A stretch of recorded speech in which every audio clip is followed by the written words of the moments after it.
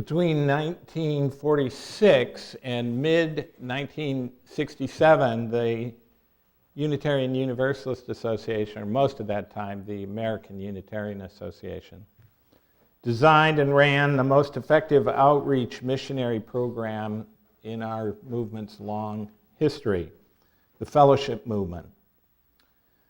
Now, in midsummer '67, the Fellowship Office was folded into the Growth and Extension Office and kind of continued, but that particular office was closed, and that particular outreach effort was concluded. Now, this congregation, Unitarian Universalist Church in Livermore, was organized, or I always prefer the kind of quaint New England term, was gathered, and certified in the midst, right in the middle of the fellowship movement. The process by which you all became a congregation was the very same as hundreds of other UU groups that came to birth in that era, and it's worth knowing about. Now, it's also, I mean, I am a history freak, so I love this kind of thing, but it's also my job because as an interim minister, there are these 5 developmental tasks or 5 focus points that I'm supposed to attend to: heritage, identity, leadership, networking, and vision. So heritage is the first. And that is helping the congregation become familiar with and appreciate its own unique history, its high points and its low. But to understand UUCIL's history, it's also important to understand its pre-history, the context out of which it arose. Therefore, today's sermon. Now, in 1946, as the Second World War ended, there were a lot of service people who, came off the farm in Kentucky or Missouri or what have you, and suddenly they'd been to Paris. They'd been all over the world. And they were not going back to Grover's Corners, not the same, anyway. And then they immediately passed for themselves the GI Bill, and many of them, their mind, their world was very expanded. And some of them, in this kind of cosmopolitization of their world, became familiar with Unitarianism. And they were interested in that rather than the little Baptist group they've been a part of or whatever. But it was a problem because in 1946, half of the Unitarian churches in the country were east of the Hudson River. And the American Unitarian Association was short of money and short of ministers. So the president, Frederick May Elliott, and the kind of minister at large, that this fellow who had this office of being the minister to everybody who didn't have a church, by the name of Lon Ray Call, the two of them proposed a radical new extension policy, and they pitched it to the American Unitarian Association Board of Trustees, lay-led groups. Now, the origins of that, in their minds, and I think they're right, was first of all the house churches of the early Christian church. It's like 3 centuries into the early Christianity before they had real churches. The churches met in houses. All those letters that St. Paul wrote, he wrote to groups that just met in an orchard or in a barn or in someone's living room. And the non-established churches during the Reformation were the same. So there were models for lay-led congregations. And there were models right around. I mean, the Quakers, most of them are Nixon was a Quaker, and there are some Quakers that have ministers, but most of the Friends, you talk the Society of Friends, Philadelphia Quakers and their descendants in congregations across the country, across the world, are lay-led. They have no professional clergy. And the Jehovah's Witnesses are the same. So there were models. Also, even in our own history, the Joseph Priestley, who was a Unitarian, but he was a chemist. He was not a minister, but he started the oldest Unitarian church in the country, and it was really more properly Unitarian Fellowship in Philadelphia in 1793. And in the 19th century, the Universalist Quillen Shin started churches all across the South, and they were all lay-led. And some of those still exist. The Outlaws Bridge, I was like, never been there, but I thought I'd feel at home. In North Carolina, and many others. So in 1945, Lon Ray Call and Fred Elliott made this plan, and they pitched it to the Board of Trustees, and in 1946 they started a office, the fellowship office, at denominational headquarters, and they hired a lay leader, member of the Needham, Massachusetts church, named Monroe Husbands, to run it. So there's Monroe Husbands, who's the kind of exec, and there's Lon Ray Call, who's his minister at large. And the two of them were amazing. They were like St. Paul. They started 363, I think, churches.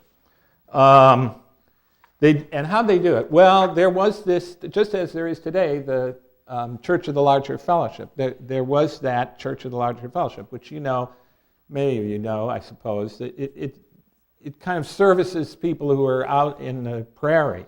Also, it has a very vital prison ministry for people who are incarcerated. So they took the mailing list from the Church of the Larger Fellowship, and they saw, well, there's a lot of people who live in this area. A lot of people live here. And then they would send letters to them.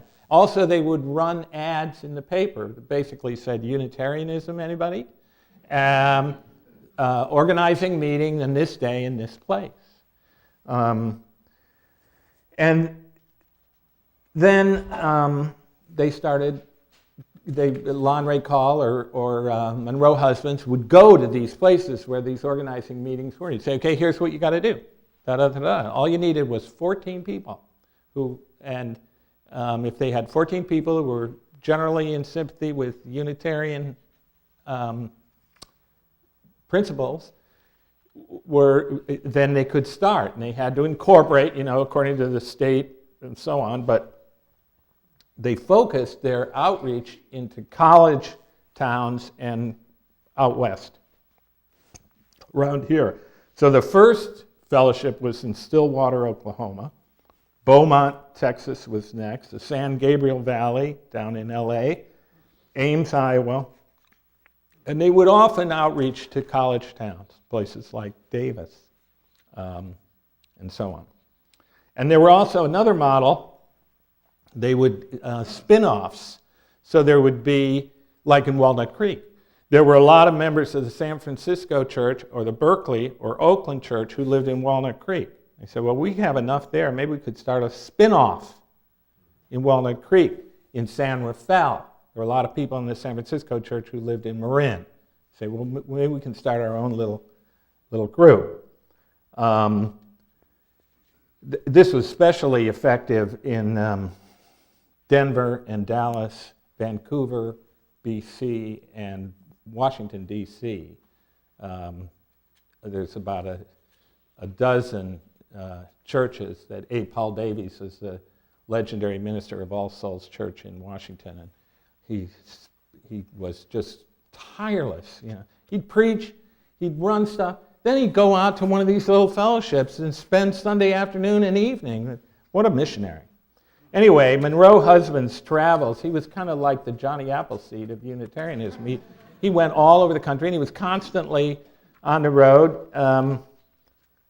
but as I said, he did an extraordinary job. Now, there were certain growing pains in all of these. Finding suitable space was a problem, and sometimes too big a problem to surmount. RE, as I said, how do we do that? Well, many of these, this was post-war, when, I don't know, the neighborhood I grew up in, it's young veterans, you know, with just a pestle of children running all over the place, and it was like that in many of our churches. I mean, the church I grew up in had 500 children in the Sunday school. Hard to believe. And then worship services. Well, more on that later. Now, I said there's, I think, 383 fellowships that were started by husbands and call that are vital and alive today. But they started close to 800. Okay, not all of them thrived, but they sure were working hard. Now, right in the middle of that period, from 1946 to 1967, in the years 56, 57, this congregation was born. Now, from the get-go, the congregation was caught up in political concerns. In 1950, Harold Levering, a Republican assemblyman from Bel Air, down to where Reagan lived, you know, I mean, it's a rich neighborhood in Los Angeles, proposed an amendment to the state constitution that would require all religious institutions to sign a loyalty oath or lose their tax-exempt status. Now, the demand for a loyalty oath already applied to all public employees of the state, including all the faculty at state universities, including everybody who worked at the lab who was an employee of Cal Berkeley in those years. But this was the first time in history of the United States that a government imposed such an oath on a religious group. Now, it was passed by referendum. It kind of went right through. This is right during the Red Scare period. It went by referendum. It was widely passed in 1952. And most of the churches in the state signed the oath, but the First Unitarian Church of Berkeley and a few other Unitarians, Methodists, and Quaker congregations refused to sign. Their tax-exempt status was revoked, as promised. But in 1958, the California Supreme Court declared the Levering Oath unconstitutional, and like I know the Berkeley Church had put all they had not actually paid the tax. They'd put it in escrow and you know, and took them to court and all that, and they got it back with interest, that the state owed them interest. Probably because so many of the charter members of the Livermore Fellowship were associated with the lab and hence signatories of the same oath at work, the issue was pretty much bypassed here. The congregation incorporated without any problems. But that was going on. No doubt the charter members of this fellowship took this issue very seriously, democratically wrestled with it, and maintained their collective vision and sense of mission. This says a lot about your founders: patience, forbearance, respect for one another's viewpoints and feelings. All these were hallmarks of early fellowship movement. And yes, finding a way to be together as a community despite disparate political views. All this was required for things to work out with intellectual and spiritual integrity. They were helped all along in this work by the Pacific Central District Representative Rosemary Matson. Howard Matson was a kind of a legendary Unitarian minister. He'd been down in Santa Monica, where the loyalty oath had been a real divisive issue. And following a vote, a very narrow vote, not to sign the oath by the Santa Monica Church. So many people in those years among our membership worked in the defense industry, and they, you know, the loyalty, they were anxious about it. So it was a touchy issue. I mean, it's not as black and white as maybe we look back and some commentators would have us believe. But Howard Matson then came to San Francisco as the associate, and Rosemary was the district, the district executive. Now, one of the founding families, the Brins, wanted to adopt a child. This I read in the, and that's why that was kind of the biggest impetus. The Sunday school was important because they felt they would have a much better chance of adopting a child if they were a member of a church, because the application said, "What church do you belong to?" So by the fall of '57, there were, when they started, really, there were 8 families, and by the spring, there were 32 members, and that was our first annual meeting in 1957. Well, what did they do? Like so many of the mushrooming new Unitarian groups springing up at the time, they chose to be entirely lay-led. And there were enough of them and enough enthusiasm, and they were lucky in a way, being here in the Bay Area. They had many guest Unitarian ministers who were available, and many Starr King Seminary students from nearby Berkeley. A program chair was responsible for arranging service leaders. One of them, Roger Bardsley, was quoted as saying, "One of the problems of the program chairman is the speaker actually going to show up." So Roger figured out a way to deal with that was to always have a sermon in his pocket. Anyway, many interesting and controversial speakers were engaged in those very early years. Kathleen Cleaver, Eldridge Cleaver's wife, and pretty radical woman. Anton LaVey is an occultist, actually, pretty controversial. Howard Peace was an adventure and mystery writer from Stockton, but with a international following. Muriel James wrote widely about transactional analysis, next to Eric Byrne, probably the most influential person in that. Services tended to focus on social, ethical, and moral issues and sought to integrate head and heart and hands, while appealing to both skeptics and seekers.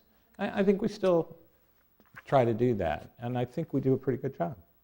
There was a Sunday school, as I shared with the children, an active youth program, and within 5 years, a building, the house on First Street, Livermore. And here it is, it's on our order of service. Now, this order of service actually comes from the first service at that building. I was just talking about the worship style. Well, okay. Now, many people attracted to Unitarianism in the 50s were looking for institutions, and this is still true, where they could practice public virtues, which I would say are expressed in social justice work. And these kind of virtues are almost impossible to practice alone. You know, you need a community in which to practice that. You can meditate at home, you can do a lot of things, but when it comes to social justice efforts, that requires a community and others to be arm in arm with and to support you in this difficult and often isolating work. So that was a big part of what drew people to our movement. Now, fellowship culture, as Eric read earlier, or the fellowship movement spawned its own culture. So worship style. Okay, here's the first service.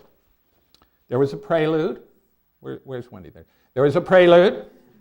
There was a reading.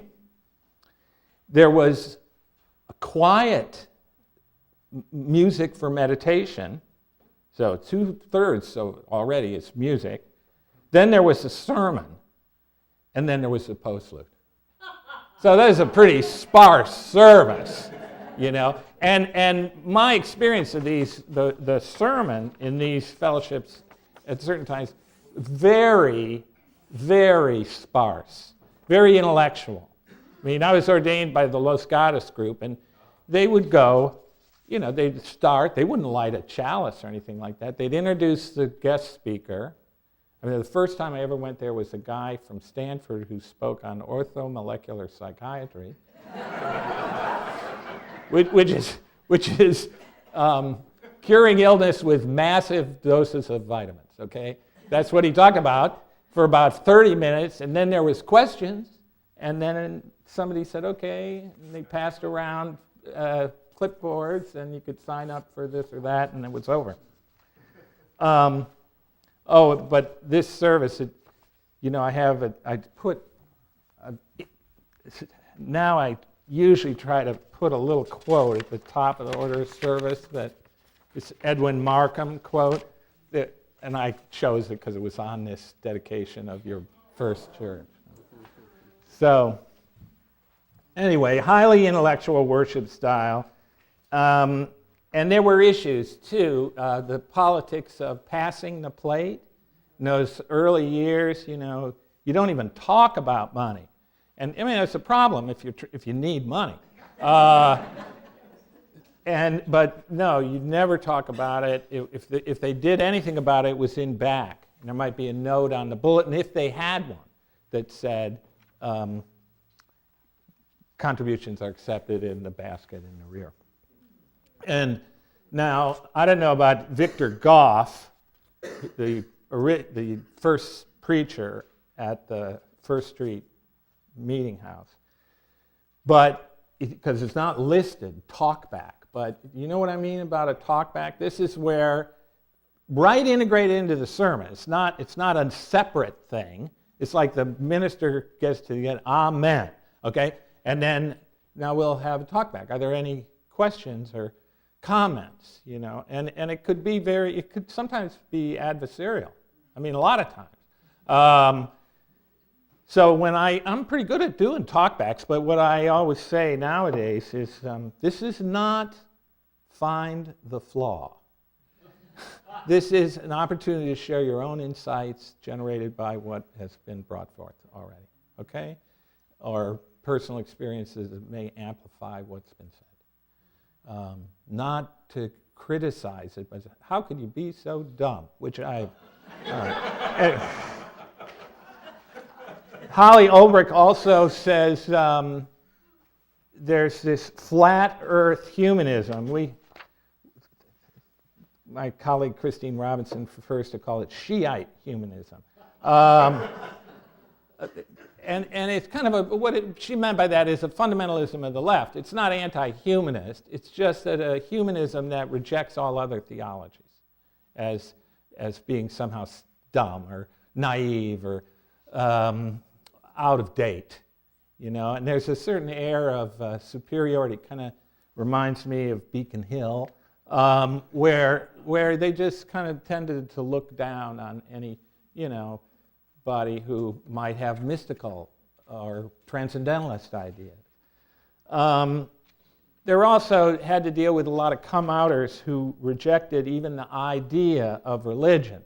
One of the little slogans I always try to drum into churches I serve is, Unitarian Universalism is an alternative religion, not an alternative to religion.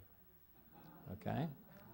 It's an alternative religion, but it's not an alternative to religion. But there were those, especially come-outers from conservative Judaism or the Baptists or one of these more fundamentalist groups who just, it's all hooey, it's all nonsense. But they had never really met a Unitarian minister or understood how the Unitarian method or way of being religious. And it could be problematic if you were trying to nurture a religious community within the Unitarian fold. Also, the 50s and 60s, as we all recall, I think, was a serious clash between authority and autonomy. And that got played out in many of our congregations among many of my colleagues. Now, by the 70s, Unitarian Universalism now, they had merged.